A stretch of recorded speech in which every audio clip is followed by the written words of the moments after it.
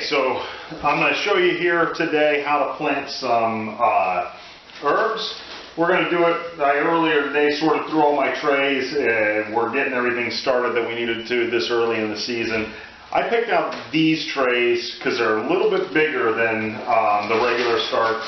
I don't want to mess around with plugs for the herbs this year. You can see they're just about double the size. We're going to do some denser planting with these herbs, so that's why we picked these. I'll move you in here and show you why and how we pack these cells. So what we're going to do is we're going to take these trays here, and this dirt is a mix, that a pre-bought store mix. It is not a potting mix. You got to make sure it's a transplant seed starting mix. So I have it moistened down where it just will form a ball and crumble apart. It's not muddy, but it's not dry. And what that'll do is it makes it a lot easier when you go to water those plants and once you're ready to plant.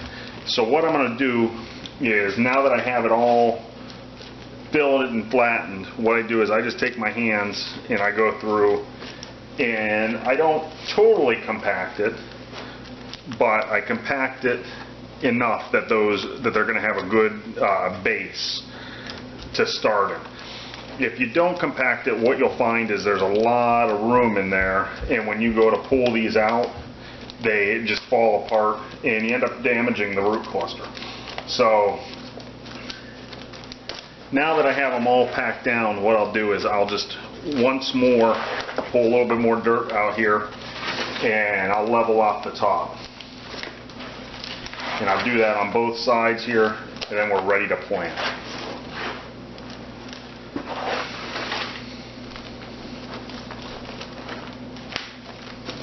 I like to skim them off so you can actually see where each one starts. I sometimes leave them a little too high, and then you can't see where each cell starts. Some of your pre-bought seeding mixes will have a lot of larger stuff that you got to pick out. And I'll have a video in the future of how to make your own. But let me pull this out and we'll go to seeding. So like I said, we're going to plant eight different seeds here. You can see the most important part in the organization I'm trying to do this year is I'm labeling them. I just use some masking tape on the side. You can use anything cheap. That way, we've used popsicle sticks and stuff in the past, and that way it just doesn't fall out. We have basil, spearmint, dill, chives, cilantro, sage, thyme, and rosemary going in today. This is going to be my own personal stash. I have a little herb garden I want to put in at the house this year, and that's where it's going to go. So what I'm going to do is I'm going to look for what I have going in. Most of these are clumping herbs, which means basically they grow real well tight together, multiple seeds. Chives, you can't really plant them too densely. Same thing with basil. There's really not you can't. Some people say to thin them out to one apiece. Other people say, hey, plant them in bunches. Now the thyme, cilantro, sage, and rosemary, those we're going to plant a little bit thinner and try to get them down to 3 to 4, maybe even 5 plants each. So let's go here. I have cilantro right here.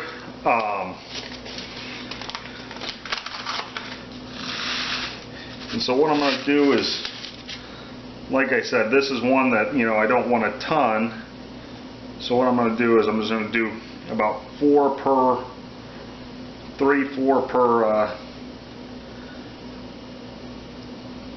per cell. Now I don't regularly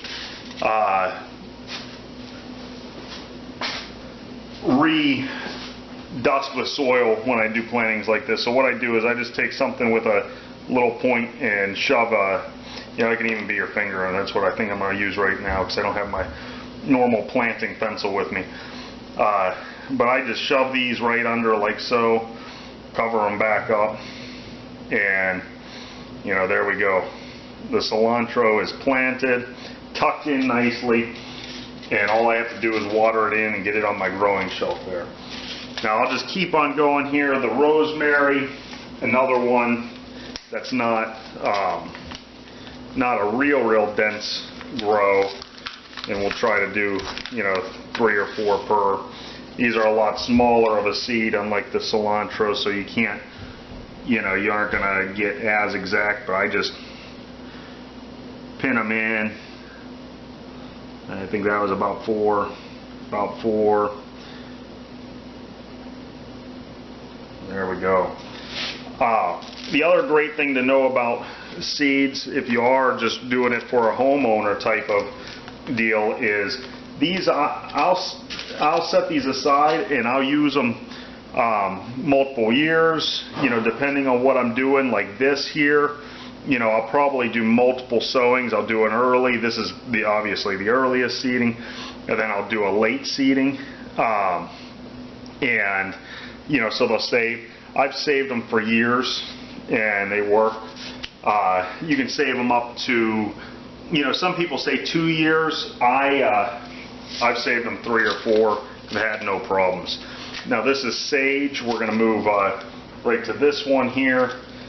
Sometimes the packets open really easy. Of course this one's going to give me troubles, but that's okay. When they give me troubles, I just rip the top off like so and reopen them. Sage seeds are a little bit more like the cilantro, where they're big. They're another one that's really not a huge clumper, so we do 4. We're going to do all the non-clumpers first, and then we're going to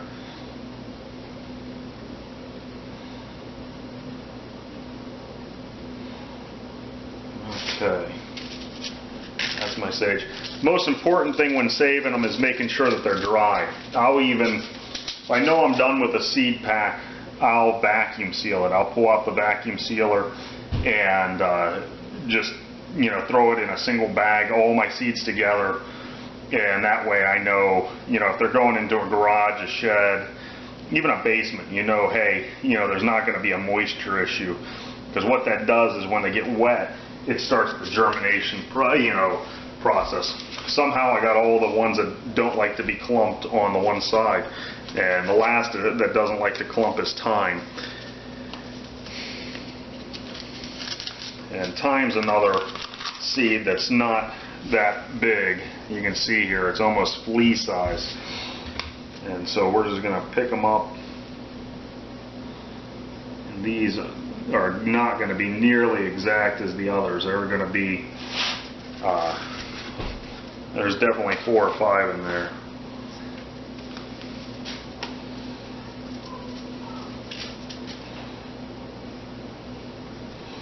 So there we go, those are tucked in. And these small seeds, you just got to be careful. You just got to sort of mix around that top little level. If your fingers are dirty, I like to do that just in case you have a seed. Don't do it over top the other ones. Wipe them off. Now we'll rotate to the other side. Now these are all clumping. So let's see what I have in the front. I have the basil. Basil I've done in the past where it's only been singles. Just talked to somebody yesterday and they said, you know, hey, these things will clump and clump successfully. So these we're just gonna, you know, put a good amount. Now I grow basil as a microgreen, and I know it always clumped well for that, which is a nice thing. But I never really knew it was a good clumping. You know, when you buy them from the store, there might be 1, 2, even 3 stems, but not that many. So this is a new experiment, and we'll find out at the end of the year how it works. Once again, we'll just tuck these babies in. Most of these seeds, and actually some of them, like and need sunlight to germinate. So you don't want to bury them, you know, You want to just mix them around, make sure they're in contact with the soil, and that's about all you're doing. Next is spearmint. And you'll notice most of these ones that are clumping are smaller seeds, and you know that sort of tells you, because that's how they fall off the plant naturally, and we're trying to mimic their natural behavior as much as possible. that you actually find clumps of chives and such in the wild in clumps. You don't find them as single plants here and there.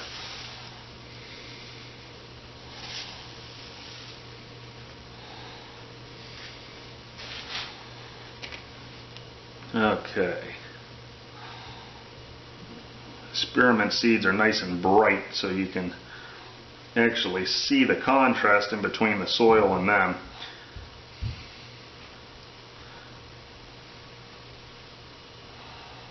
Those I'm going to use almost a whole. They must have a small. It's funny how seeds come. Some seeds come with a ton, some seeds come with a little. The spearmint there, I used just about the whole package, so we won't have any leftovers of them, but that's okay. That's something I haven't grown that much of before and just wanted to get into, so we'll see how it goes, and if we like it, we'll buy some more. Chives are next. Everyone loves chives. Everyone always asks me for chives. Like I said, this is going to be my own personal growth, so we'll see how that goes, and maybe share them. Maybe I got to get some up in the field this year too. But these chives you want to grow real, actually, fairly thick. And what they'll do is, like these 4 plugs, I'll show you when I plant them in the garden, but they'll be planted fairly far apart from each other. And over the year and coming years, it'll really fill in. Now the chive seeds, I do have extra, and like I said, I'll put in I've been trying to, the herb garden I'm talking about here is going to be for my yard, and I'd like to put one up in the field too. So maybe we'll work on that this year and get it going. Hope you can see what I'm doing there, just sort of mixing the stuff around, just so it gets a good contact. Okay, last but not least is the dill here. I hope I harvest some dill before cucumber season. You can see these are a little bit flatter, almost carrot or parsnip-like seed.